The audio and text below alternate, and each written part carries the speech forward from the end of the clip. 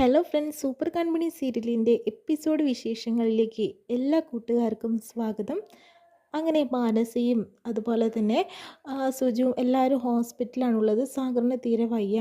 അതുകൊണ്ട് തന്നെ അതിനുശേഷം തന്നെ വിഷമത്തോടു കൂടി സുജു കരയുന്ന സമയത്ത് തന്നെ ആൻറ്റിയമ്മയോട് പറയുന്നുണ്ട്, ഇനി ഇങ്ങനെ കരഞ്ഞിട്ട് കാര്യമൊന്നുമില്ല, ഇതിനെല്ലാം തന്നെ കാരണം ആ കൺമണി തന്നെയാണ്, അല്ലാതെ മറ്റാരാണ്? അവളുടെ ഓരോരോ കാര്യങ്ങളാണ് അങ്കിളിന് ഇത്രയും ബുദ്ധിമുട്ടുണ്ടാക്കിയതെന്ന് പറയുന്നു കേട്ടോ.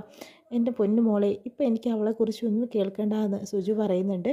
പക്ഷേ ആൻറ്റിയമ്മയാണെങ്കിൽ സപ്പോർട്ട് ചെയ്ത് സംസാരിക്കുന്നുണ്ട്. അപ്പോഴത്തേനും പറയുന്നുണ്ട്, ഇനി ടെൻഷൻ അടിക്കേണ്ട കാര്യമൊന്നുമില്ല, ഒന്നും സംഭവിക്കില്ല, ഞങ്ങളുണ്ടല്ലോ ആൻറ്റി കൂടെ എന്ന് പറയുന്നു. എനിക്കിപ്പോഴത്തന്നെ സാഗറിനെ ഒന്ന് കാണണം, കണ്ടേ പറ്റുള്ളൂ എന്ന് പറയുമ്പോൾ ഡോക്ടർ ഇറങ്ങി വരുന്നുണ്ട് കേട്ടോ. ടെൻഷൻ ആവേണ്ട കാര്യമൊന്നുമില്ല, ടെസ്റ്റ് റിപ്പോർട്ടൊക്കെ ഒന്ന് വരട്ടെ, എന്നിട്ട് നമുക്ക് ആലോചിക്കാം എന്താ വേണ്ടതെന്നുള്ളത്. ഇപ്പോൾ പേടിക്കേണ്ട കാര്യമില്ല എന്ന് പറയാം. അപ്പോഴത്തേനും സുചികിന് ഒന്നുകൂടി പേടിയാവുന്നുണ്ട് കേട്ടോ. ഇനി എന്താ ചെയ്യേണ്ടതെന്ന് അറിയാതെ ഇങ്ങനെ ടെൻഷനായിട്ട് നിൽക്കാട്ടോ ചെയ്യുന്നത്. പിന്നീട് ദേവ് സാറിനെയാണ് കാണിക്കുന്നത് കേട്ടോ. ദേവ്ജി ആണെങ്കിൽ സാഗറിൻ്റെ വിവരം അറിയാൻ വേണ്ടിയിട്ട് തന്നെ ഹോസ്പിറ്റലിലേക്ക് വിളിക്കുന്നു. അപ്പോഴത്തേനും സുജി ഫോൺ ചെയ്യുന്നുണ്ട്. ആ ഹോസ്പിറ്റലിൽ നിന്ന് ടെസ്റ്റൊക്കെ കഴിഞ്ഞിട്ട് റിസൾട്ട് എന്താണെന്ന് പറയാമെന്ന് ദേവ്ജി പറഞ്ഞിരിക്കുന്നതെന്ന് പറയുമ്പോൾ ടെൻഷൻ അടിക്കേണ്ട, ഒന്നും സംഭവിക്കില്ല, എന്തായാലും മഹി ഇപ്പം അങ്ങോട്ടെത്തും, ഞാനും വരണ്ട് എന്ന രീതിയിലൊക്കെ ദേവ് സാർ പറഞ്ഞു കൊടുക്കുന്നുണ്ട് കേട്ടോ. പിന്നീട് അവിടെ തന്നെ ഭാഗ്യശ്രീയും അതുപോലെ തന്നെ ലാലിയും ഉണ്ടല്ലോ, അവരാണെങ്കിൽ ആകെ ടെൻഷനായിട്ട് നിൽക്കുകയാണ്. എത്രയും പെട്ടെന്ന് തന്നെ ഈ വിവരം സാഗറിനെ അറിയിക്കാൻ സാധിച്ചില്ല, അതിൻ്റെ വിഷമം കൂടി ഉണ്ട് അവർക്ക്. അതിനുശേഷം തന്നെ ദേവ് സാർ എന്തായി ചോദിക്കുമ്പോൾ സാഗറിന് ഹോസ്പിറ്റൽ ചെയ്തിട്ടുണ്ട്, എന്തായാലും ഇപ്പോൾ ടെസ്റ്റൊന്നും കഴിഞ്ഞിട്ടില്ല, അതിൻ്റെ റിസൾട്ട് വന്നാലാണ് എന്തെങ്കിലും ഉണ്ടെങ്കിൽ പറയുള്ളൂ എന്നാണ് പറഞ്ഞിരിക്കുന്നതെന്ന് പറയുന്നു. ഹോസ്പിറ്റലായതുകൊണ്ട് ഒന്നും പേടിക്കാതിരിക്കേണ്ട ആവശ്യമൊന്നുമില്ല സർ, കാരണം എൻ്റെ അച്ഛനും അമ്മയും അവിടെ വന്നിട്ട് ചിലപ്പോൾ അറ്റാക്ക് ചെയ്യാൻ സാധ്യതയുണ്ട്, അതുകൊണ്ട് തന്നെ ഹോസ്പിറ്റലും ഭയങ്കര സെക്യൂരിറ്റി ആവശ്യമുണ്ട് സാഗർ സാറിനെന്ന് പറയുന്നു.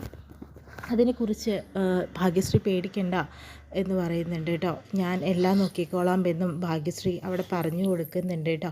ആ സമയത്ത് തന്നെയാണ് ദേവ് സാർ ഒരു കാര്യം ചോദിച്ചോട്ടെ, ഞങ്ങൾ സാഗർ സാറിൻ്റെ വിവരം അറിയുന്നത് വരെ ഞങ്ങൾ ഈ അലികയിൽ ഇരുന്നോട്ടെ എന്ന് പറയുന്നു. അതിനെന്താ ഭാഗ്യശ്രീ, നിങ്ങൾ ഇരുന്നോളൂ, അതിനെന്തൊക്കെ ഒരു കുഴപ്പമില്ല എന്ന് പറയാം കേട്ടോ. പെട്ടെന്ന് തന്നെ ഭാഗ്യശ്രീ കൺമണിയെ വിളിച്ച് കാര്യങ്ങൾ അന്വേഷിക്കുന്നുണ്ട് കേട്ടോ. അപ്പോൾ കൺമണി പറയുന്നുണ്ട്, ഭാഗ്യശ്രീ എന്താണ് എന്തൊക്കെയുണ്ടെന്ന് ചോദിക്കുമ്പോൾ ഞങ്ങളിവിടെ അലിഗയിലാണുള്ളത്. അലിഗയിലോ? കുറച്ച് സമയം ഇവിടെ ഇരിക്കട്ടെ എന്ന് വിചാരിച്ചു, സാഗർ സാറിൻ്റെ വിവരം അറിഞ്ഞിട്ട് വേണം പോകാനായിട്ടെന്ന് പറയുന്നുണ്ട്.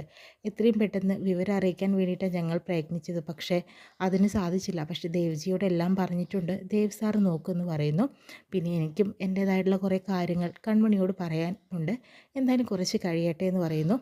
എന്തായാലും പിന്നീട് ഞങ്ങൾ അങ്ങോട്ട് തന്നെയാണ് വരുന്നത്, ആദ്യം സാഗർ സാറിനെ കാണാൻ വേണ്ടിയിട്ട് തന്നെയാണ് വരുന്നതെന്ന് പറയട്ടോ, എന്നാൽ എത്രയും പെട്ടെന്ന് വായു എന്ന് പറയുന്നു. പിന്നീട് അവിടെ കേണൽ സാറിനോടും ഷീലാൻറ്റിയോടൊക്കെ എന്തായാലും യാത്ര പറയാട്ടോ ചെയ്യുന്നത് കൺമണിയും അതുപോലെ തന്നെ കൃഷും പോവാനായിട്ട്. അപ്പോഴത്തേനും കേണൽ പറയുന്നുണ്ട്, നിങ്ങൾ പോകുന്നതിൽ എനിക്ക് നല്ല വിഷമമുണ്ട്, പറഞ്ഞിട്ട് കാര്യമില്ല, സാഗറിൻ്റെ കാര്യങ്ങൾ നോക്കണം, അദ്ദേഹത്തിന് ഒരു കുഴപ്പവും ഉണ്ടാവില്ല. പിന്നെ കൺമണി, നിൻ്റെ വീട്ടിൽ താമസിച്ചിട്ടുണ്ടാകുന്ന ആ അധികപ്പറ്റായിട്ടുള്ള അയാളെയും പുറത്ത് എറിയണം, എന്തായാലും രണ്ടുപേരും നല്ല രീതിക്ക് തന്നെ പോയിട്ട് വരണം എന്ന് പറയാട്ടോ. ഫാക്ടറി 2-3 ദിവസം കൂടി നല്ല രീതിക്ക് നടത്തിക്കൊണ്ടു പോകണം എന്നായിരുന്നു എൻ്റെ ആഗ്രഹം സർ, പക്ഷേ അതിന് സാധിച്ചില്ല എന്ന് പറയുന്നു. അതിനിപ്പോൾ ഞങ്ങൾ ഇടയ്ക്ക് ഇങ്ങോട്ട് തന്നെ വരും എന്നും പറയാം കേട്ടോ. അപ്പോഴത്തേനും ഷീല ചേച്ചിക്ക് പോയിട്ട് കുറച്ച് പൈസയൊക്കെ കൊടുക്കുന്നുണ്ട്. എനിക്ക് വേണ്ട മോളെ എന്ന് പറയുമ്പോൾ ചേച്ചിക്ക് ഒരു സാരി വാങ്ങിത്തരാമെന്നാണ് ഞാൻ ആദ്യം വിചാരിച്ചത്, പക്ഷേ അതിനൊന്നും സമയം കിട്ടിയില്ല, ചേച്ചി ഇത് വാങ്ങിക്കുമെന്ന് പറയുന്നു കേട്ടോ.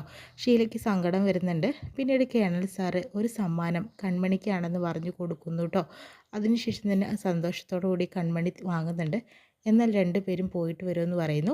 അങ്ങനെ അവർ ഇറങ്ങുന്നു കേട്ടോ. വളരെ വിഷമത്തോടു കൂടി കേണലും അതുപോലെ ഷീലയും അവരെ യാത്ര അയക്കുന്നു. അവർക്കും അങ്ങേയറ്റം വിഷമത്തോടു കൂടി അവിടെ നിന്ന് പോരുന്നു കേട്ടോ. പിന്നീടും നമ്മുടെ സുജുവിനെയും മാനസയെ കാണിക്കുന്നത്, ആൻറ്റി വിഷമിക്കേണ്ട, എല്ലാത്തിനും ഞാനുണ്ടല്ലോ, പിന്നെ ആൻറ്റിക്ക് വിശ്രമിക്കണമെങ്കിൽ നമുക്കിവിടെ ഒരു റൂം എടുക്കാമെന്ന് പറയുന്നു. എനിക്ക് വേണ്ട ആവശ്യമൊന്നുമില്ല മോളെ, ഞാനിവിടെ തന്നെ നിന്നോളാം എന്ന് പറയാം കേട്ടോ.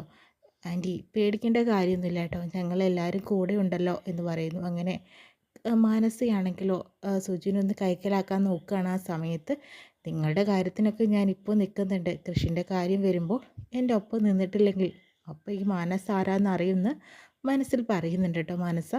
പിന്നീട് കാണിക്കുന്നത് ആൻറ്റിയമ്മയും ഹേമയാണ് കേട്ടോ.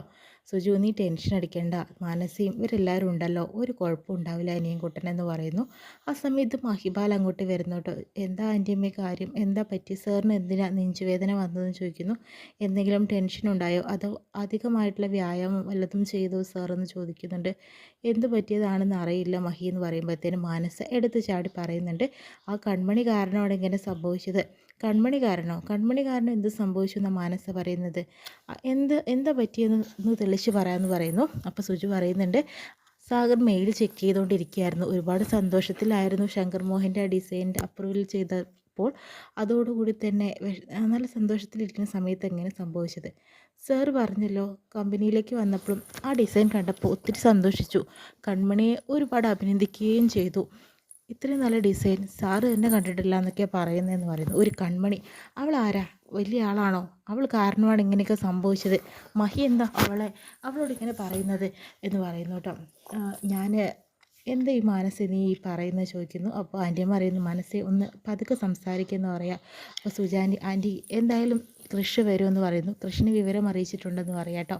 നീ ഇങ്ങനെയാണെന്ന് പറഞ്ഞു. ഇങ്ങനെയാണെന്നൊന്നും പറഞ്ഞിട്ടില്ല, പക്ഷെ ചെറിയൊരു നെഞ്ചുവേദന അത്രമാത്രം. അവൻ വരും എന്ന് പറയുന്നു. കൂടെ ആ കള്ളുണ്ടാവില്ലേ കൺമണി എന്ന് പറയുന്നു. അതെനിക്കറിയില്ല എന്ന് പറയുന്നുണ്ട്. മഹിക്കറിയാത്തത് എന്താ, മഹിയാണല്ലോ കൃഷിൻ്റെ മനസാക്ഷി സൂക്ഷിപ്പുകാരൻ.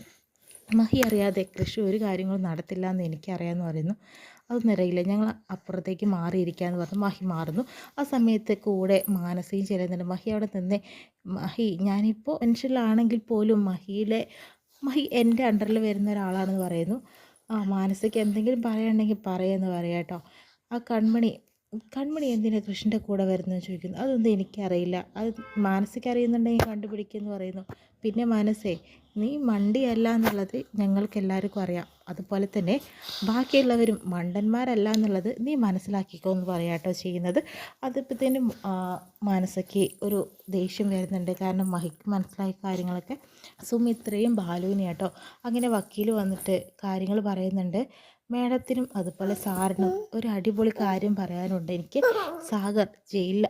സാഗറിന് വയ്യാണ്ടായി, ഹോസ്പിറ്റലാണ്. ചെറിയ ഫാമിലി ഇഷ്യൂ ഒക്കെയാണ് തോന്നുന്നു, അറ്റാക്ക് വന്നു പറയാം കേട്ടോ ചെയ്യുന്നത്. മകൻ്റെ പ്രണയത്തിൻ്റെ കാര്യങ്ങളൊക്കെയാണെന്നാണ് പറഞ്ഞു വരുന്നത്. കൺമണിയാണോ ചോദിക്കുന്നുണ്ട്. അവൾക്ക് എൻ്റെ നിന്നൊരു പണിഷ്മെൻ്റ് ഉണ്ടെന്ന് പറയുന്നു. അവളെ അറിയോ, പിന്നെ ബിഹാറിലേക്ക് ആദ്യം അവളെ വിളിച്ചതാണ്, പക്ഷേ അവളത് നിഷേധിച്ചു എന്ന് പറയുന്നു കേട്ടോ. എന്തായാലും ഈ സമയം നല്ല സമയമാണ്. അങ്ങനെ ഹോസ്പിറ്റലിൽ വെച്ച് തന്നെ സാഗറിനെ തീർക്കണം. അതിനി മറ്റൊരാൾക്കാരുടെ ആവശ്യമില്ല, ഞങ്ങൾ തന്നെ ധാരാളം എന്ന രീതിയിൽ സുമിത്രയും അതുപോലെ തന്നെ ബാലും കൂടി പറയുന്നു കേട്ടോ. എന്തായാലും കാര്യങ്ങൾ നമുക്ക് അനുകൂലമായി വന്നിരിക്കുകയാണ്. എന്തായാലും ചെയ്യേണ്ടത് ഇപ്പോൾ തന്നെ ചെയ്യണമെന്ന് പറയുന്നു. പിന്നെയും കൃഷ്ണയും അതുപോലെ കൺമണിയാട്ടോ കാണിക്കുന്നത്. അങ്ങനെ ആ വനദുർഗയുടെ ദേവീക്ഷേത്രത്തിൽ ചെന്നിട്ട് പ്രാർത്ഥിക്കുന്നു കേട്ടോ. സാഗറിന് വേണ്ടിയിട്ട് അച്ഛനോട് ഇന്നേ വരെ എതിർത്ത് സംസാരിച്ചിട്ടില്ല.